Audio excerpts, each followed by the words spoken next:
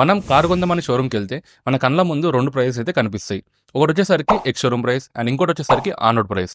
మరి ex showroom price అంటే ఏంటి, ఆన్ రోడ్ ప్రైస్ అంటే ఏంటి, మీకు డీటెయిల్గా నేనైతే ఎక్స్ప్లెయిన్ చేస్తాను. ఈ వీడియోని మీరు ఎండ్ వరకు చూడండి అండ్ అలానే మన ఛానల్ అయితే సబ్స్క్రైబ్ చేసుకోండి. సో మరి ఇక్కడ మనకు అందరికీ తెలిసిన మహీంద్రా థార్ అయితే ఎగ్జాంపుల్గా తీసుకుందాం. మహీంద్రా థార్ బేస్ వేరియంట్ యొక్క ఎక్స్ షోరూమ్ ప్రైస్ చూసుకున్నట్టయితే 11,60,000 దాకా అయితే ఉంది. సో మరి ఈ 11,60,000లోనే మనకు CGST and SGST plus S ఈ 3 అండ్ దాంతోపాటు డీలర్ ఒక ప్రాఫిట్ ఈ 4 కలుపుకొని మనకు ఎక్స్ షోరూమ్ ప్రైస్ అయితే ఉంటుందన్నమాట. అంటే ఈ 11,65,000లోనే ఇవన్నీ ఇంక్లూడ్ అవుతాయి.